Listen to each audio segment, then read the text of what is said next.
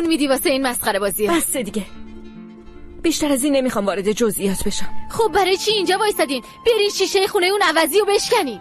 دیگه چی؟ عصبانیت که چیزی رو حل نمیکنه. در ضمن خونش طبقه 4. من چجوری میتونم برم با سنگ بزنم؟ دور تا دور ماشینشو خط بندازین تا حسابی حالش جا بیاد. خیلی خب بچه‌ها دیگه بس کنین.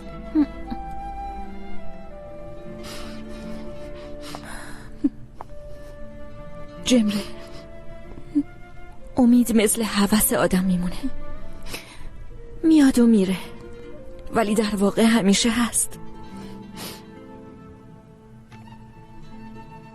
ما هیچ وقت ناامید نمیشیم چون چاره ای نداریم.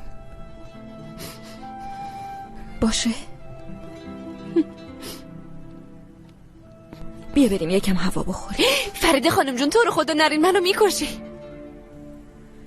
خب بخشیدمت، دستشو ول کن. ببخشید.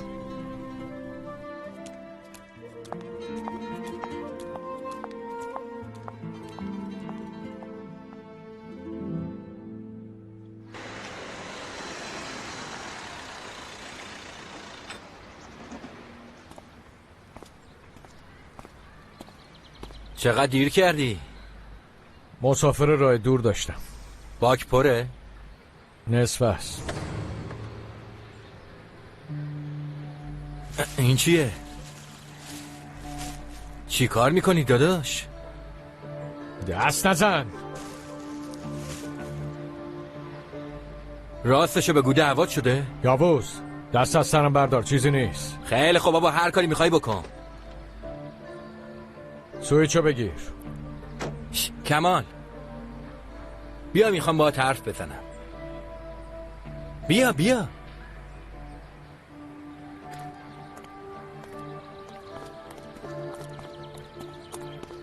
داداش یه کاری هست. چه کاری؟ فرصت خوبی گیرمون اومده. بازم بعد ماشین بدزدیم؟ بابا دفعه قبلی نزدیک بود گیر بیفتیم. مگه بهت نگفتم دیگه این چیزا رو به من نگو؟ من توبه کردم. این دفعه ماشین دزدی نیست، راحت تره. چه کاریه؟ داداش یه پیرزنه است، بی کس و کاره، کلی مال و اموال داره، آخر هر ماه میره فقط کرایه ها رو جمع میکنه. چون به بانک اعتماد نداره همه پولا رو طلا میخره. بعد چی کار میکنه؟ همه رو یه گوشه نگه میداره. اون احتیاج داره یا ما؟ مثلا اگه امشب بریم اون طلاها رو بگیریم چی میشه ها؟ هیچ چی نمیشه داداش. چند ماه دیگه دوباره با اجاره خونه ها میره همه رو میخره. پسر عقلت کجا رفته ها؟ وقتی طلا رو تو خونه نگه میداره حتما دزدگیرم داره داداش دیگه. من چند روزه دارم دور و بر خونش میگردم. دزدگیر با جعبه تقسیم سیما همه روی در ورودیه. کمال باور کن عین آب خوردنه. من نیستم. کمال گوش بده، به خدا این آخریه باشه. دیگه مجبور نیستیم از این به بعد رو ماشین مردم کار کنیم. میتونیم برای خودمون تاکسی بخریم. تازه تو هم به زودی داری بچه دار میشی، گناه داره، نباید تو سختی بزرگ بشه.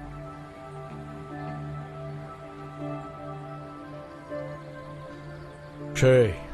امشب هستی؟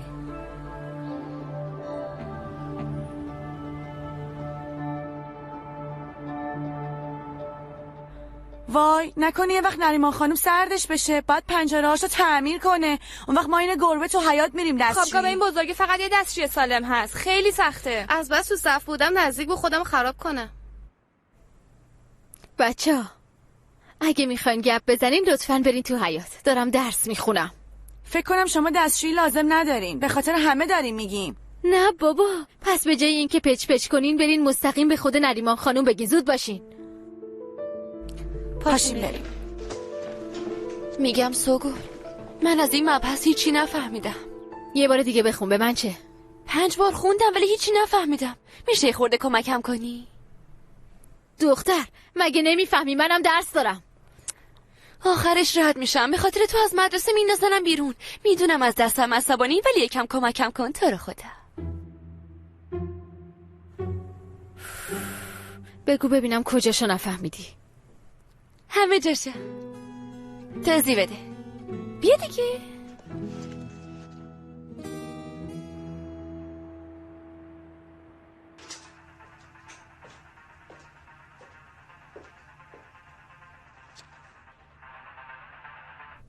به صورت چی مالیدی؟ ماسک لایه بردار از اینترنت سفارش دادم.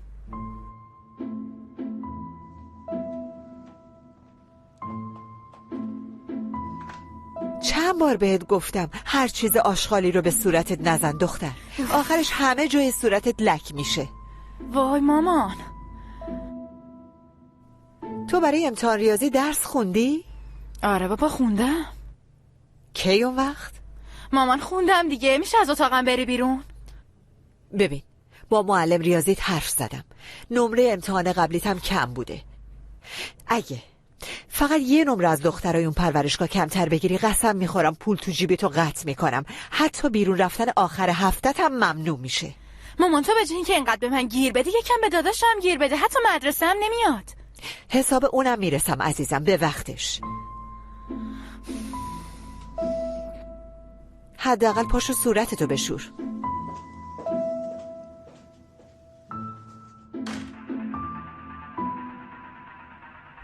اون زن داره به تنهایی حق هممونو میخوره. ازش شکایت کنی. کسی گوش نمیده.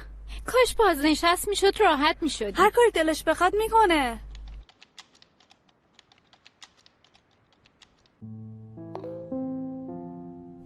کاش به آمبولانس زنگ نمیزدی. همونجا میموند و میمرد. هیچ وقت از شهرش خلاص نمیشه.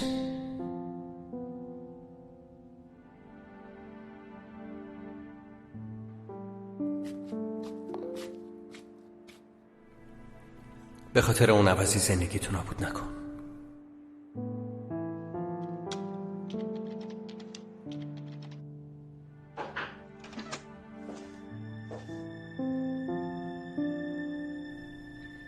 چی شده مامان؟ تو برای امتحان ریاضی درس نمیخونی؟ مامان خودت میدونی که من درس و سر کلاس گوش میدم. نگران نباش نمرم کم نمیشه. چاقو اونجا موند. به نظرت پلیس منو دستگیر میکنه؟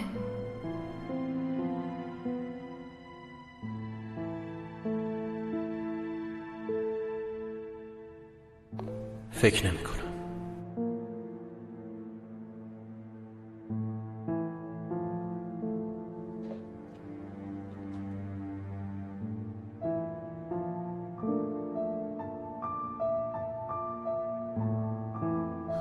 ایلول کیه؟ یکی از دوستان. دروغ نگو سرکان. این یکی از دخترای اون پرورشگاهه. اسمشو میدونم خودم ثبت نامش کردم. یه سوال درسی ازم پرسید همین. نه بابا هیچ کسو نداشت ازش بپرسه. چرا از تو میپرسه؟ پسرم مگه من نگفتم حق ندارین با اون دخترا صحبت کنین؟ گفتم یا نگفتم؟ خیلی خب مامان صحبت نمی کنم. خیالت راحت شد؟